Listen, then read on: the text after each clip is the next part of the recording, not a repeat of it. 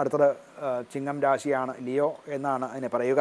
മകം പൂരം ഉത്രത്തിൽ മകവും പൂരവും ഉത്രത്തിൻ്റെ ആദ്യ പാദവും ചേർന്നതാണ് ചിങ്ങക്കൂറ്.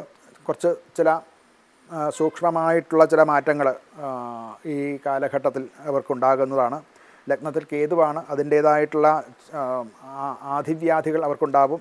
പൊതുവേ ഒരു കേതോരഗ്നി എന്നാണ് പറയുക. അഗ്നിയുടെ ചൂട് പിടിച്ച ഒരു അന്തരീക്ഷം അവർക്ക് ഉണ്ട്. പൊതുവേ തന്നെ അവരവരെ പറ്റി ചിന്തിക്കാനും അത് സംബന്ധിച്ച് വിലയിരുത്തലുകളൊക്കെ നടത്താനും ഒക്കെ ചെയ്യേണ്ടതായിട്ട് ഇവർക്ക് വരും. ഏതാണ് താൻ ചെയ്യുന്നത് ശരിയാണോ എന്നുള്ള സംശയം, അഥവാ ഏതാണ് ശരി ഏതാണ് തെറ്റ് എന്നുള്ള ചിന്തയോ അത് മൂലമുണ്ടാകുന്ന ചില സഫക്കേഷൻസ് അല്ലെങ്കിൽ അത് സംബന്ധിച്ചൊരു ആശയക്കുഴപ്പം അവർക്ക് ഉണ്ടാകാൻ സാധ്യതയുണ്ട്. ഈ ആഴ്ച ആദ്യം ഭാഗത്ത് വ്യാഴം 11-ലാണ്. ആ കാലത്ത് അനുകൂലമാണ്. മറ്റ് സുഹൃത്തുക്കളോ മറ്റ് പാർട്ട്നേഴ്സ് ബന്ധുക്കൾ മുഖേന ചില ലാഭങ്ങളൊക്കെ ഉണ്ടാകാൻ സാധ്യതയുണ്ട്.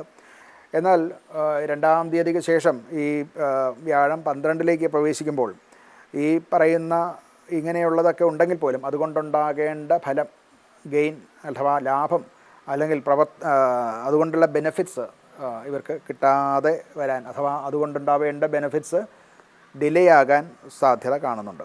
ആദ്യ സമയത്ത് ചില നല്ല അവസരങ്ങളൊക്കെ, പുതിയ അവസരങ്ങളുമൊക്കെ ജോലിയിലും ഒക്കെ ഉണ്ടാകാം.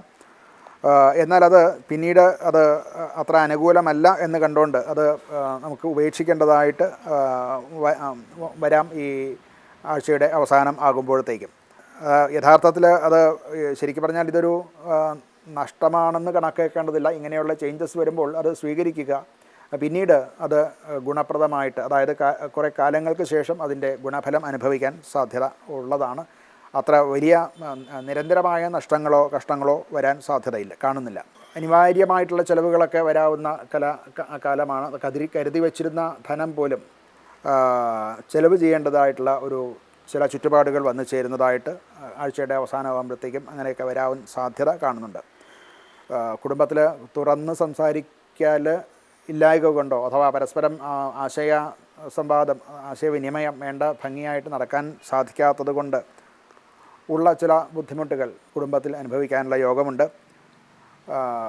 ഇവർക്ക് മാനസിക പ്രശ്നങ്ങളും ഒക്കെ ഉണ്ടാകുന്നു എന്നുള്ളത് കൊണ്ട് ഉറക്കക്കുറവ് ഉണ്ടാവുകയും അതുമൂലമുണ്ടാകുന്ന ക്ഷീണം ഉണ്ടാകാനും ഒക്കെ സാധ്യതയുണ്ട്. മറ്റു രോഗങ്ങളൊന്നും, ശാരീരിക ക്ഷീണമല്ലാതെ മറ്റു രോഗങ്ങളൊന്നും വരാൻ സാധ്യത കാണുന്നില്ല.